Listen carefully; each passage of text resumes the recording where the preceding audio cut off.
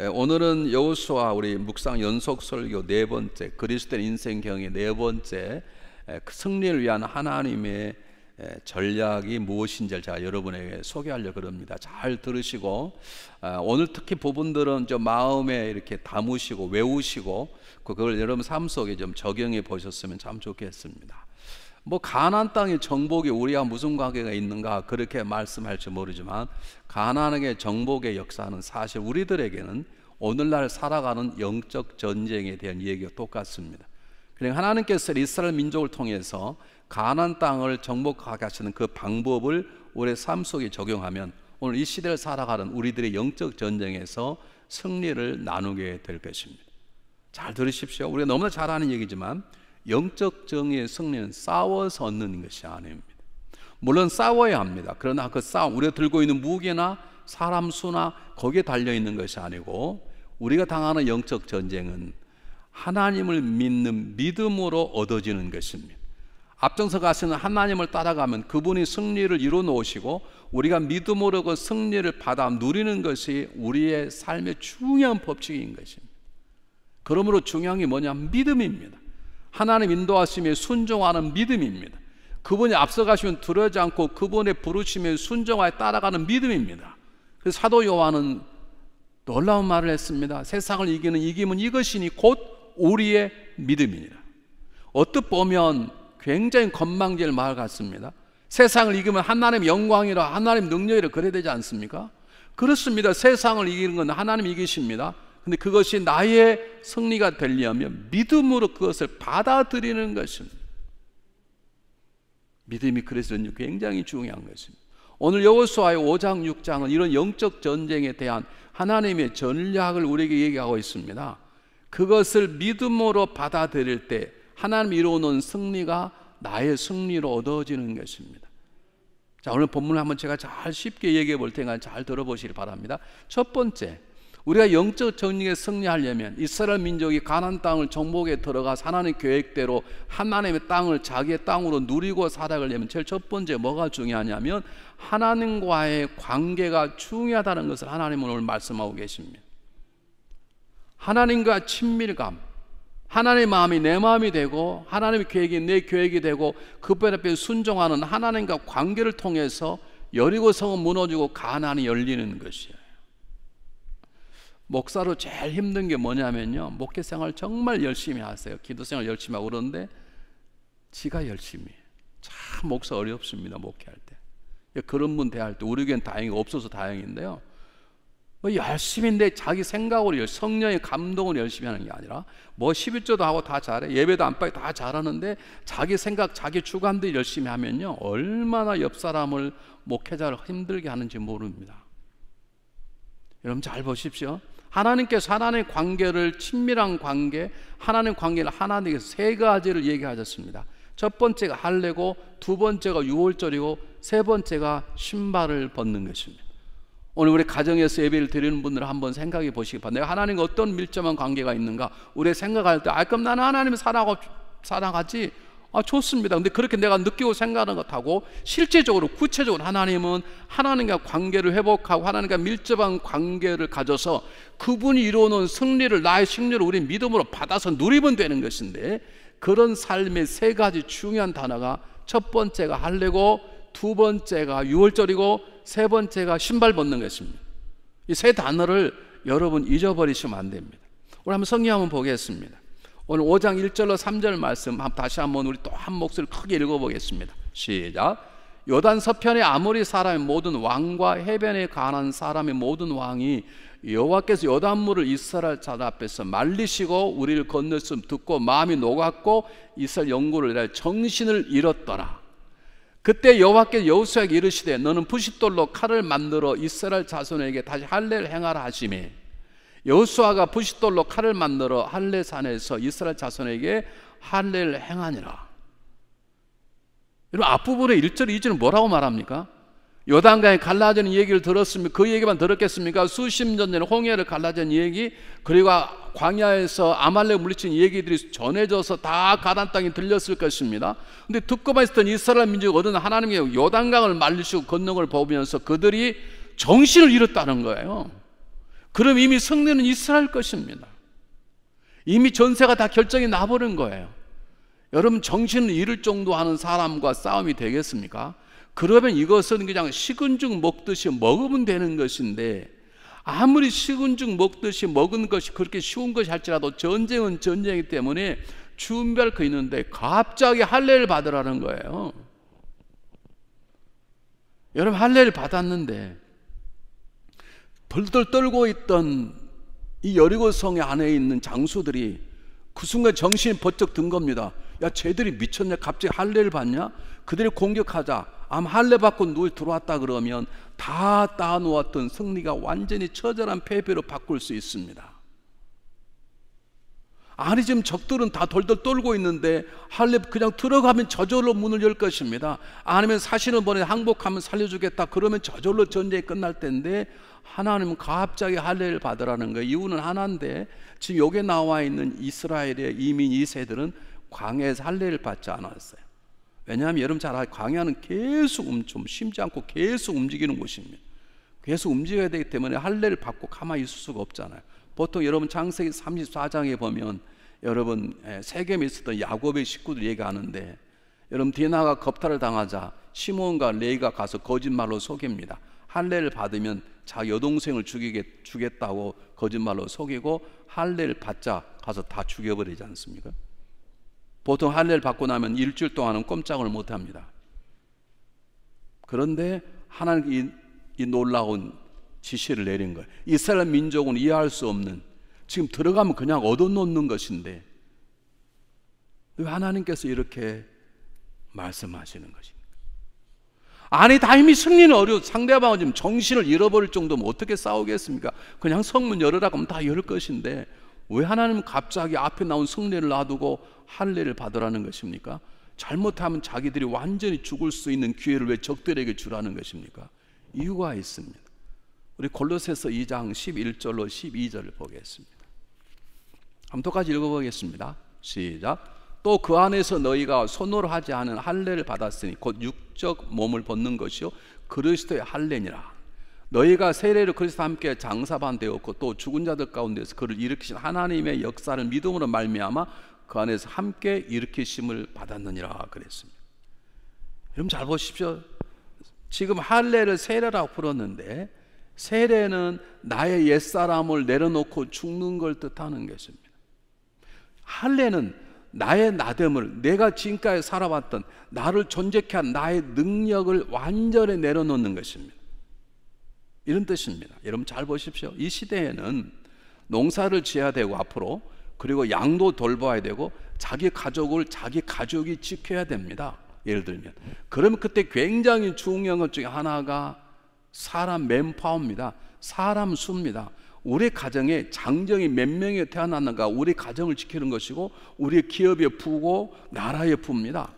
그래 계속 사람 수를 세지 않습니까? 아, 나 장정만 20 이상 넘은 사람들만 60만이었더라. 그래 센 이유가 뭡니까? 요즘처럼 미사일이 없습니다. 핵폭탄이 없습니다. 사람 수가 그들의 경제력이고 군사력입니다.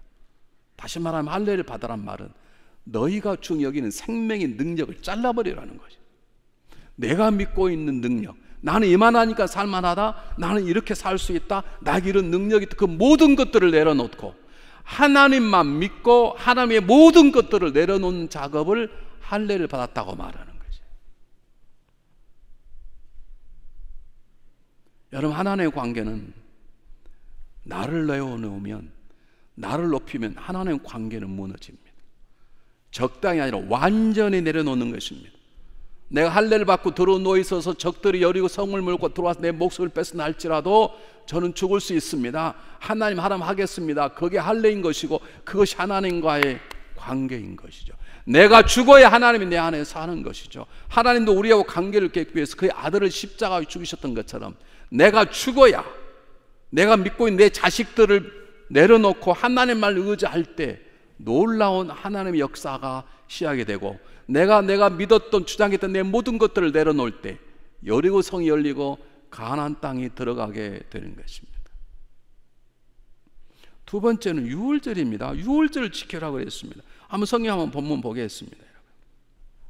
10절 11절 똑같이 읽어보겠습니다. 10절 시작. 이스라엘 자손들이 길갈에 진쳤고 그달 14일 저녁에는 여리고 평지에 유월절을 지켰고 유월절 이튿날에 그 땅 소식을 먹되 그날에 무교본과 곡식을 볶은 곡식을 먹었더니, 여러분 기억나시나요? 출애굽하기 전에 출애굽 12절에 유월절을 지켰습니다. 그리고 출애굽하고 나와서 시내산을 떠날 때 두 번째 유월절을 지켰습니다. 그리고 지금 40년 동안, 정확히 말하면 38년 동안 유월절을 지키지 않았어요. 그리고 이제 새로운 삶을 시작할 때 유월절을 지키도록 명령을 내렸습니다. 여러분, 유월절은 여러분 잘 아시는 것처럼 어린 양의 피를 문중과 미간과 지방에 이렇게 발라서 그 안에 있는 사람을 살리는 하나님의 놀라운 역사라는 방법이었어요. 그 말은 무슨 말입니까? 우리가 그리스도의 피 안에 들어가는 거예요. 십자가의 사건의 보혈의 능력을 믿는 것이에요. 다시 말하면 내 자신을 내려놓고 하나님의 그리스도의 피의 보혈로 채우는 것이 할례하고 유월절을 지키는 것이에요. 어떤 종교에서는 비워라 비우십시오, 필요합니다. 근데 비우고 아무도 안 채웁니까? 기독교는 비워라, 그리고 하나님 것으로 채우는 것입니다. 내 자신의 것들을 잘라내고 그리고 하나님의 그리스도의 보혈의 능력을 채우라, 그 뜻입니다. 우리는 그럴 때 하나님의 역사가 나를 통해서 일어나는 것이에요. 내가 아무리 모든 걸 다 내려놓아, 내 욕심도 내려놓고 내가 거룩한 삶을 산다 하더라도 거룩함이란 그리스도의 피를 덧입을 때 거룩하게 되는 것이지, 우리가 애쓰고 힘쓰고 노력하고 울어도 우리는 거룩한 삶을 살 수 없어요. 여러분 살아봐서 아시잖아요. 우리는 십자가 보혈을 믿을 때 깨끗한 자가 되는 거예요. 행함으로 깨끗한 되지 않잖아요. 너희가 너희 믿었던 모든 걸 잘라냈느냐? 너희 생명의 능력을 이제 포기하느냐? 그러면 내 능력으로 더딥힘 받아라, 그 말입니다. 저는 그리스도의 보혈이 필요합니다 라고 하는 고백을 하는 것이 할례를 받는 것이고 유월절을 지키는 것입니다. 여러분, 우리가 집사가 되고 권사가 되고 장로가 되고 우리가 신앙생활을 30년 해도 우리는 죄의 세력 앞에는 아직도 어린아이 같습니다. 그리스도의 보혈 앞에 들어가 있지 않으면 언제 어떻게 쉽게 넘어질지 모릅니다. 그 탁월한 다윗의 넘어짐을 아십니까? 불륜까지는 용서할 수 있습니다. 사람이 너무, 근데 어떻게 그 남편까지 죽여버립니까? 그 남편이 보통 사람입니까? 한나라를 책임지는 장군을 어떻게 죽여버립니까? 이것이 저와 여러분의 모습인 것입니다. 그러므로 하나님이 나를 통해서 이루신 놀라운 승리 역사가 나의 승리가 되려면 나는 내가 지금까지 추정했던 내 노력, 내 재산을 완전히 내려놓고, 그리고 그걸로 끝나는 게 아니라 하나님의 은혜, 그리스도의 십자가 보혈의 능력을 경험하는 것입니다. 여러분 한번 생각해 보셔요. 죄송합니다. 용서하고 들어서 제가 자랑하려는 게 아니고요. 제가 요즘 여호수아를 하면 새롭게 깨달은 게 뭐냐면 보혈 찬송입니다. 유월절 사건입니다. 유월절 사건은 이스라엘 민족이 지켰던 하나의 절기뿐만 아니라 우리가 그리스도의 피의 능력을 걷는 것이에요. 요즘 틈만 나면 저는 복음성가가 요즘 많이 뜨잖아요, 유튜브에. 전 그리스도의 보혈에 대한 계속 틉니다. 우리 집사람은 왜 그런가 몰랐을 거예요. 내가 오늘 처음 얘기하는데 우리가 그리스도의 보혈을 날마다 입어야 되는 거예요. 그 사도 바울은 나는 날마다 죽노라라고 말해요. 그 말은 난 날마다 그리스도의 보혈의 힘을 입는다. 난 날마다 그리스도의 보혈 안에 들어간다는 것이죠. 우리가 애써도 안 됩니다. 노력해도 안 됩니다. 땅을 치며 hon거해도 안 됩니다. 죄 짓던 손가락을 잘라버려도 안 됩니다. 그리스도의 보혈의 능력을 믿을 때, 그리스도 보혈이 우리 집 안에 붙어 있을 때 모든 악한 것들이 지나가는 것이죠. 그러므로 할례를 받고 유월절 지킨다는 것은 저는 하나님의 은혜가 필요합니다. 하나님의 은혜가 없이 저는 아무 살 수 없습니다. 하나님의 은혜를 살아갑니다. 하나님의 은혜를 갈망합니다. 그런 뜻입니다. 자, 잘 들어보세요.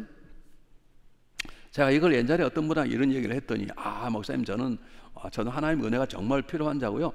저는 하나님의 은혜 가운데 살아갑니다. 근데 그분의 문제가 뭐냐면 예배 시간에 안 들어오는 거예요. 예배 시간에 안 들어오고 어디 계시느냐? 부엌에만 계셔. 왜 부엌에 계시느냐? 몰라요. 제가 안 물어봐서. 남자분이세요. 근데 미리 가서 식사를 하고 계시는지 어쩌는지 그건 잘 모르겠어요. 자기가 하나님이 자는 은혜가 필요하다는 거예요. 여러분, 그분이 나중에 신학교까지 갔어요? 하나님 은혜가 필요하다는 건 자기는 연약한 존재라는 거예요. 근데 예배를 안 드리고 항상 부엌에 있어요. 여러분, 하나님의 은혜가 필요한 자가 첫 번째는 예배의 정신이 바꿔지는 것입니다. 예배를 내 삶의 가장 중요한 것으로 드리는 것입니다. 예배 드리는 데 목숨을 거는 것입니다. 왜냐하면 그리스도의 피가 아니면, 할례 받은 자가 아니면 하나님을 예배할 수 없습니다.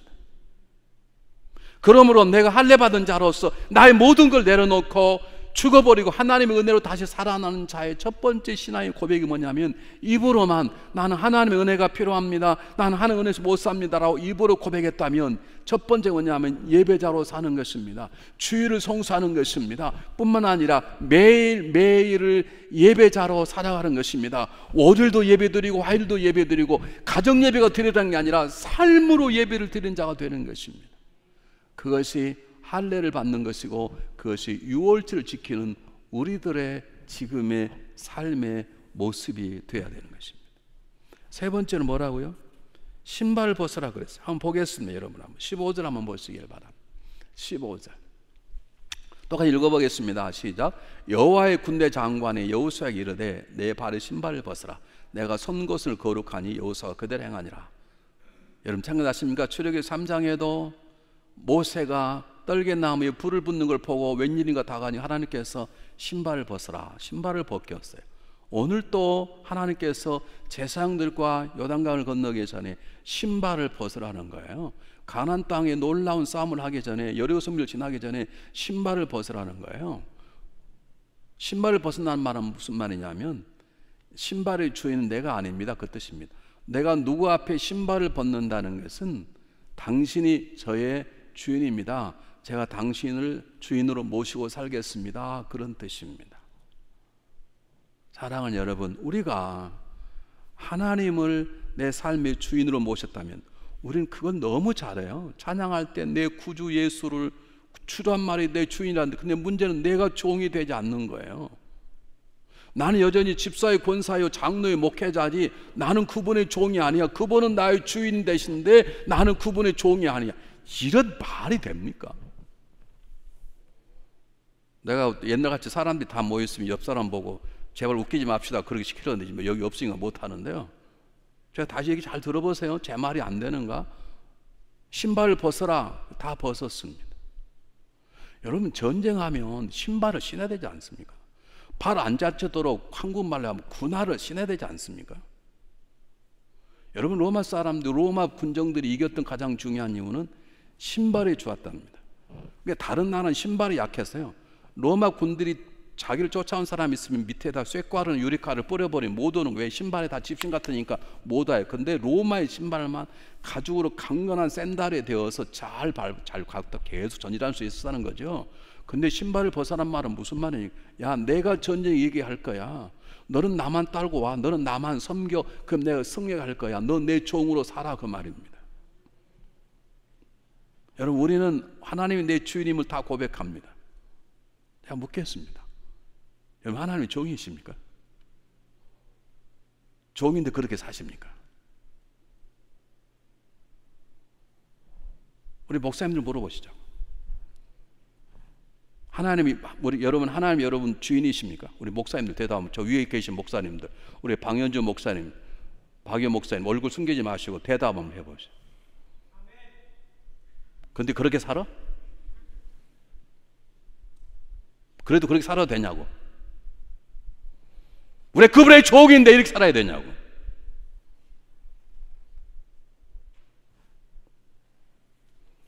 여러분, 이건 하나님이 심각 생각하는 거, 하나님 우리를 사랑하시고 우리가 가까이 가길 원하는 게, 이 관계가 되어야 승리자의 하나님이 승리가 나의 승리가 되기를 하나님이 아시기 때문에 너는 이제 할례를 받아라.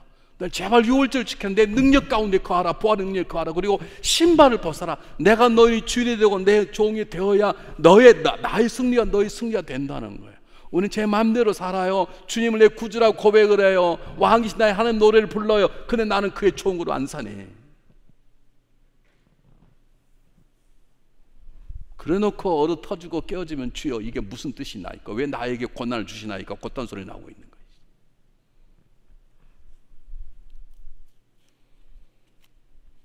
여러분 보세요. 내가 원하는 것을 위하여 사는 것은 광야예요. 그래서 하나님께서 광야에서 다 먹이표 알아서 다 해줬어요. 그 훈련을 시키셨어요. 하나님 이스라엘 백성을 섬기 광야는.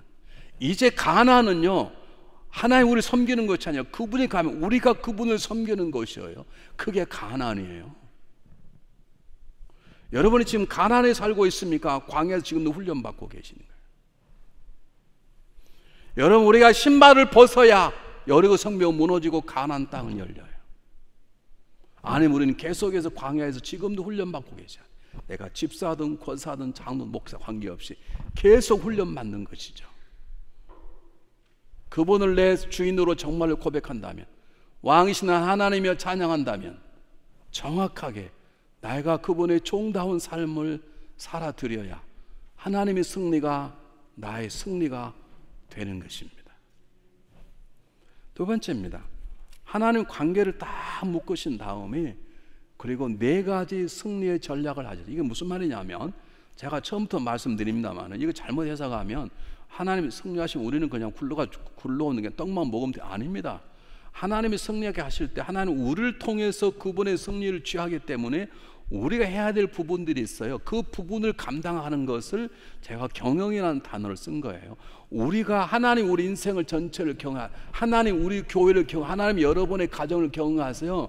근데 그냥 하는 게 아니라 우리 교회를 섬길 때 우리의 파트가 있고 우리 가정을 섬기는 우리 파트가 있어. 그것이 우리가 감당할 우리의 인생의 경영이에요. 그 인생 경영에 4가지 전략을 주셨어요. 승리하신 건 하나님일 거예요. 그러나 그 하나님 승리가 나의 승리로 되려면 4가지 승리 전략이 있는데 이것도 외우셔야 돼요. 자, 하나님 관계를 감당하기 3가지가 뭐라고요? 할례받음, 나의 내려놓음. 2번째, 유월절 하나님 은혜 속에 들어감. 3번째, 그분의 종으로 신발을 벗는 것. 그 다음에 하나님은 그런 우리들에게 직접 전쟁에 나가게 하시는데, 전술 첫 번째가 뭐냐면 외우셔야 돼요. 그리고 여러분 삶 속에 점검해 보셔야 돼요. 첫 번째 합심이에요. 한 마음, 하나님의 마음이 내 마음이고 당신 마음이 내 마음 하나됨이에요. 2번째가요 침묵이에요. 전쟁터에서는 침묵이에요. 여러분, 요즘은 지금 전쟁 중이에요. 요즘 보통 문제가 아니라고요. 3번째는 순종이에요. 4번째는 선포예요. 이 4가지를 외우시기 바랍니다. 제가 간단한데 길지 않습니다. 설교 간단하게 하겠습니다. 합심이라는 말은 무슨 말이냐면 하나님의 마음이 내 마음이 되는 거예요. 하나님의 생각이 내 생각. 하나님은 나보다 완전하시고 하나님 나보다 선하시기 때문에 하나님 그거 잘못된 거 아닙니까? 이거 말이 안 되는 거예요. 하나님 말씀하시면 그것이 내 생각과 같은 안 같. 생각해 보세요. 지금 전쟁터에서 지금 목숨 걸 전쟁터가 바로 앞에 여리고성이 다 내다보고 있는데 무슨 할례를 받고 유월절 신발을 벗어요. 신발을 신어야지. 그런데 하나님 말씀하는 너 내 명령에 순종할 수 있냐? 너 나와 하나 될 수 있냐? 이렇게 물어보는 거예요. 여러분, 어떤 가정이 행복한 줄 아세요? 여러분 살아보셔 아시잖아요. 돈 많이 버는 가정요, 큰 집에 사는 가정요, 좋은 차 타고 온 부부, 노. 가정 크고 장 관계없이 두 부부가 한 마음일 때, 그 가정이 부모와 자녀가 하나일 때, 그 가정이 행복한 가정이고 건강한 가정이에요.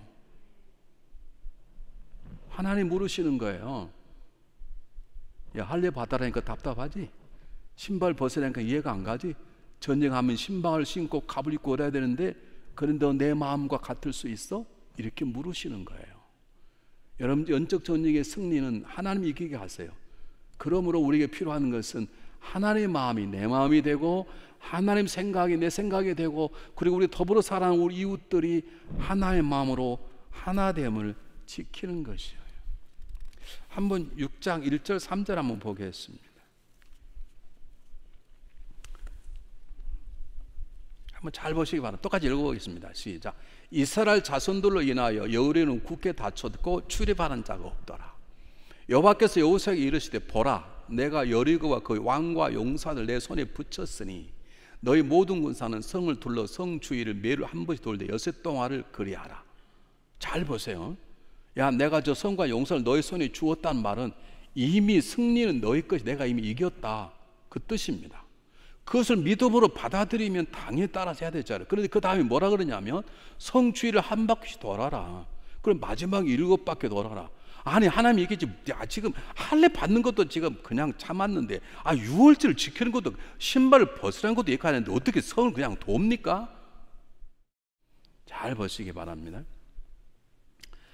지금 이스라엘 민족에게 성을 돌아라 계속 그런 거예요. 그러니 이 사람들이 이해가 안 가잖아요. 그런데 그 마음을 두고 하나님과 하나가 되는 감을 가져야 돼요. 잘 보세요. 마태복음 18장 19절에 보면 너희 두 사람이 합심하여 기도하면 그러면 기도하면 응답해 주고, 그 합심이란 말이 심폰의 소신이란 단어예요. 심폰의 소신 그래요. 이거 여기에서 심폰이 교향악이라는 단어가 나온 거예요. 같은 뜻이에요. 합심이란 무슨 말입니까? 지휘자가 지휘를 하면 그 지휘하는 지휘자의 지휘가 나와 함께 곡 해석이 다르더라도 그 오케스트라가 아름다운 소리를 내려면 모든 사람들이 지휘자와 한 마음이어야 돼야 되고, 바이올린이 전부 다 한 마음이 될 때 아름다운 곡이 나오는 것이지, 자기 마음대로 곡 해석하고 자기 마음대로 연주해버리면 그 교향악단은 망가지는 것입니다. 이게 하나님과 하나가 되는 것입니다. 내가 하나님 마음으로 내 이웃과 하나가 되는 것입니다. 가장 강력한 가정은 하나가 되는 가정입니다. 가장 강력한 교회는 하나가 되는 교회인 것입니다. 두 번째가 건너뛰었지만 침묵입니다.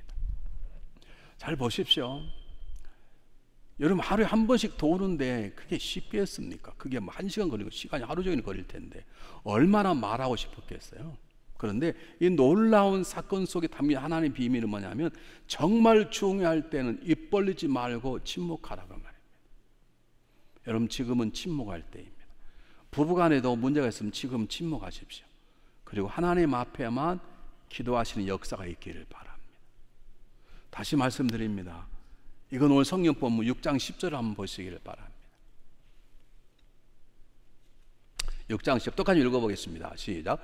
여호수아가 백성이 명하여 가로되 너희는 외치지 말며 너희 음성을 들리지 말며 너희 입에서 아무 말도 내지 말라. 그리하다가 내가 너희에게 명하여 외치라 하는 날에 외칠지라 하고. 그러니까 평생 벙어리로 살란 말이 아니에요. 침묵해야 될 때는 침묵하라는 거예요. 위급한 전쟁이 있어요. 여러분 삶 가운데 영적인 일이 벌어져 있으면 그때는 누구 때문에 따지지 말고 그때는 하나님 앞에 침묵하며 하나님 앞에 침묵 기도를 드리는 것이 필요한 것입니다. 요즘 한국의 문제가 뭔 줄 아십니까? 유튜브 뉴스를 들어보면 뭐 여당이 잘못하고 야당이 잘못하고 뭐 대통령 어쩌고 뭐 얼마나 복잡한지 몰라요. 그렇게 해서 나라가 건강하게 세워지지 않습니다. 여러분 지금은 전 세계적으로 위기입니다. 어떤 의미로 지금도 어렵지만 이 어려움 다음에 더 어려움이 올 수 있습니다. 어쩌면 내년이 훨씬 어려울지도 모릅니다. 이럴 때일수록 우리는 침묵하며 하나님 앞에서만 입을 여는 침묵 기도의 전문가가 되어야 됩니다. 여러분 교회에서 이 정말 침묵할 때 입을 열기 시작하면 교회는 상당한 상처를 받게 되어 있습니다. 그러면 회의를 하시면 회의 때는 그냥 전화 말 많이 하고 다른 분들은 말 안 하시는 게 좋아요. 말 많이 해가지고 교회가 좋을 일은 하나도 없어. 뭐 할 말 있습니까? 뭐 없습니다. 그럼 넘어가. 교회 절대 안 망해요. 여러분 지금 침묵할 때입니다. 다시 말하면 지금 하나님 앞에 앉아서 그분 앞에만 내 사정을 아뢰고 이웃을 아뢰는 침묵 기도할 때인 것입니다. 세 번째가 순종입니다. 제가 너무 많이 했기 때문에 이건 뭐 여러 번 강조하기 때문에요. 근데 한번 보기 바랍니다. 12절 14절 한번 보시기 바랍니다. 똑같이 읽어보겠습니다. 시작. 여호수아가 아침에 일찍 일어나니라. 제사장들이 여호와의 궤를 메고 7제사장을 7양각 나팔을 잡고 여호와의 궤 앞에 계속 진행하며 나팔을 불고 무장한 자들 그 앞에 행하며 군은 여호와의 궤 뒤에 행하고 제사장들은 나팔을 불며 행하니라. 제1일에도 성을 그렇게 돌고 돌아오니라. 엿새 동안 이같이 행하니라. 20절 한번 보겠습니다. 네. 똑같이 있습니다. 시작. 이에 백성을 외치고 제사장들은 나팔을 불매 백성이 나팔 소리를 듣는 동시에 크게 소리질을 외치니 성벽이 무너져 내린지라. 백성이 각기 앞으로 나아가 성에 들어가 그 성을 취하고 그랬습니다. 저 말은 무엇입니까? 하나님의 지시대로 이스라엘 민족이 순종했다는 뜻입니다. 여러분 순종하기 쉽지 않습니다. 한번 잘 보십시오. 출애굽할 때는 그리스도의 피가 먼저 있었어요. 그리고 세례를 받았어요. 이번에 요단강에 세례를 먼저 받고 할례를 하고 그리고 그리스도의 피가 있는 거예요. 순서가 바꿔졌어요. 여러분 잘 보십시오. 광야에서는 불기둥과 구름기둥을 따라갔어요. 지금은 뭘 따라가요? 언약궤를 따라가는 거예요. 아니, 하나님 왜 이렇게 삶의 방법을 바꿉니까? 그렇게 말하지 않았어요. 자, 여러분 설교할 때 여러 번 말씀드렸습니다. 복사가 눈을 뜨게 할 때 받으면 그냥 떴습니다. 어떤 봉사는 눈에 침을 발랐습니다. 어떤 봉사는 진흙을 바르고 실로가 스스라 그랬어요. 아니 왜 그렇게 다릅니까? 그렇게 하지 않았어요. 그들은 지시한 대로 순종을 했어요. 단 한 사람도 시비 걸지 않았어요. 그들은 하나님의 지시하는 대로 침묵하며 성을 돌기 시작했고, 7번째 7날 7번 돌고 소리질 때 여리고 성벽이 무너뜨려 주셨어요. 우리의 삶에 놀라운 하나님의 기적이 나의 기적이 되는 것은, 자, 요즘 이 날씨가 더우니까 섬에 대한 유튜브를 가끔 봐요. 한국 요즘 섬들에 소개하잖아요. 그럼 주로 이제 은퇴하고 섬에 가서 고기를 잡잖아요. 여러분, 고기를 잡으면 그냥 잡는 게 아니고 그냥 딱 고기를 잡습니까? 잡았으면 낚싯줄에 걸린 고기를 어떻게 합니까? 빵으로 떠서 그 다음에 내 통에다 붓습니다. 여러분, 하나님이 주시는 고기를, 하나님이 주시는 승리를, 나의 승리를 얻기려면 순종이라는 망으로 뜨셔야 돼요. 여러분, 고기를 그냥 잡아서 낚시채 들고 온 사람은 없어요. 고기를 잡았으면 그것을 자기 통에 넣어야 되는 거예요. 그것이 가져와 장사도 하고 자기 식구들이 배불리 먹는 것처럼 하나님이 기적을 행하시면 그 기적은 순종이라는 그릇으로 담아 내셔야 되는 것이에요. 5번째, 마지막 그들이 선포했습니다. 선포는 2가지입니다. 매일 제사장이 앞서면 나팔을 불었습니다. 원래 대제사장은 은으로 된 나팔을 불었는데 여기는 양각 나팔인가 뿔로 된 나팔을 불었습니다. 뿔로 된 나팔이 훨씬 소리가 컸다 그래요. 그냥 많은 사람이 듣도록 나팔을 불었을 것입니다. 성경은 아무 말 하고, 제가 생각할 때 나팔을 불 때마다 말하고 싶었던 이스라엘 민족은 침묵하고, 그렇지, 요단강을 하나님이 기적을 하셨지, 이번에 어떤 기적이 일어날까, 하나님 기적을 행하시옵소서, 그런 기도를 했을 것입니다. 다시 말하면 자기의 침묵을 깨는 어려움을 나팔로 막았을 것입니다. 나팔 소리가 들릴 때마다 이스라엘 민족은 하나님 행하신 일을 생각, 그렇지, 요단강이 갈라졌지, 그럼 앞으로 기적적으로 여리고 성부터 무너질 거야. 그러므로 나팔을 분다는 것은 지난 삶에 대한 찬양이고 간증이고 일어날 일에 대한 선포인 것입니다. 우리 이런 말 쓰잖아요. 너무 떠들면 나팔 불지 마. 우리 그러잖아. 그 사람 우리에게 나팔이야. 그건 말 많다는 뜻인데요. 여기서 나팔을 분다는 것은요, 나팔 소리를 들으면서 이스라엘 민족은 여리고 성벽을 돌 때, 맞아, 요단강이 갈라졌지, 하나님 기적을 행하셨지, 아마 이번에도 생각지 못했던 기적을 하나님 행하실 거야, 그런 생각을 그들은 가졌을 것이고, 그래서 기대하고 감사했을 것이에요. 그러므로 나팔을 불어 선포한다는 말은 지난 삶에 대한 찬양인 것이고, 지난 삶에 대한 간증인 것이고, 앞으로 일어날 일에 대한 기대감의 선포인 것입니다. 여러분, 선포해 보였습니까? 나는 이번 주일에 은혜 받을 것이다. 그게 선포예요. 받고 나서 감사하는 것도 감사하지만, 우리 인생의 사랑하는 삶 가운데 중요한 마지막 부분 전략이 하나님의 말씀을 선포하는 거예요. 하나님의 말씀을 간증하는 거예요. 우리가 찬양하고 간증하고 선포할 때 하나님의 공동체, 우리 가정 강건해질 것이고, 우리 하나님 베풀었던 지난날의 삶을 찬양하고 간증하고 선포할 때 우리를 넘어뜨린 적들은 벌벌벌 떨며 도망가게 될 것입니다.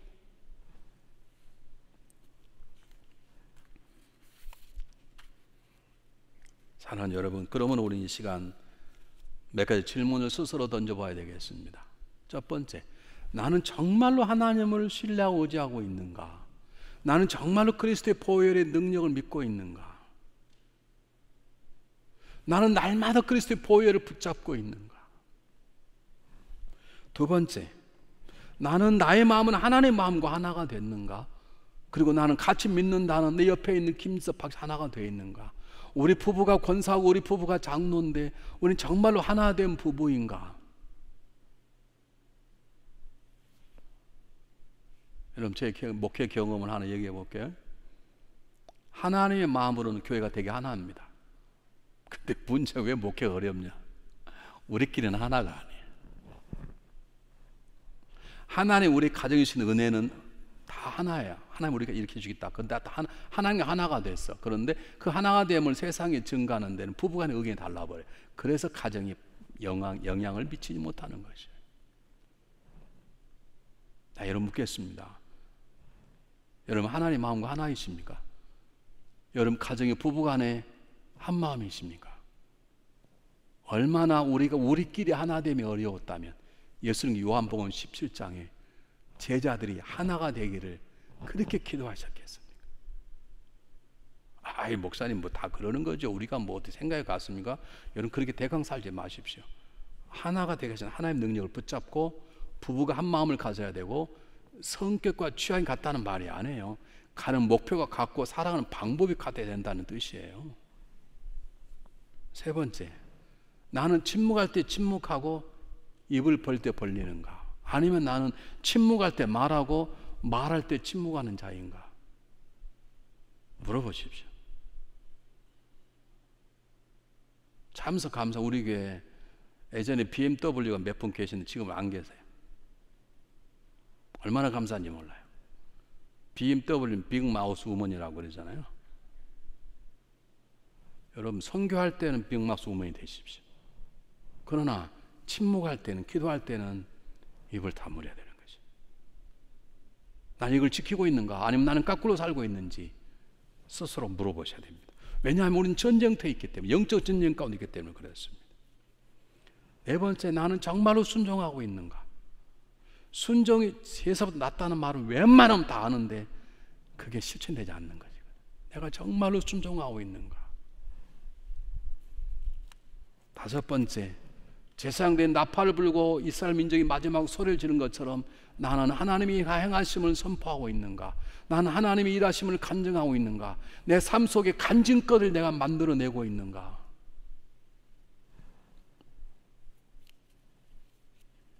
여섯 번째입니다. 하나님의 네 가지 전략, 합심, 침묵, 순종, 선포, 넷 중에 내가 제일 감당하지 못한 내 삶 가운데 무너지는 것이 무엇인지 한번 생각해 보시길 바랍니다. 일곱 번째 마지막입니다. 내 안에 내가 무너뜨려야 될 여리고성이 무엇인가? 없었으면 참 좋겠습니다. 네, 누구나 다 한두 가지 여리고성이 있습니다. 하나님 은혜로 주님이 주시는 할례와 유월절과 신버슴을 통해서 우리 주인 되신 주님이 주시는 승리의 전략, 합심, 침묵, 순종, 선포를 통해서 우리 앞을 가로막는 여리고 성벽부터 무너질 뿐만 아니라 나만이 알고 내 안에 있는 숨겨진 여리고 성벽들이 무너지는 놀라운 역사가 있으시기를 주님의 이름으로 축복합니다. 기도하겠습니다.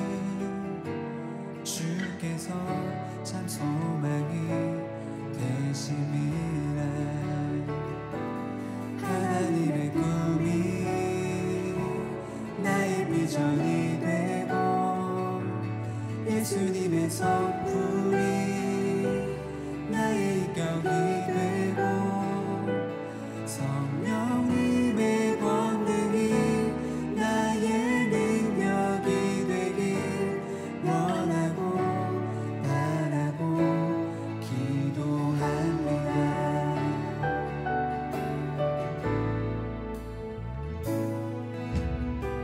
세상을 살아가는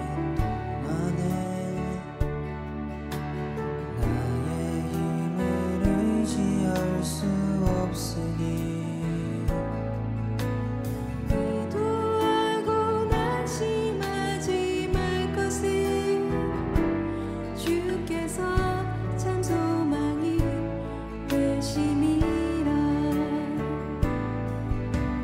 주의 길을 걸어가는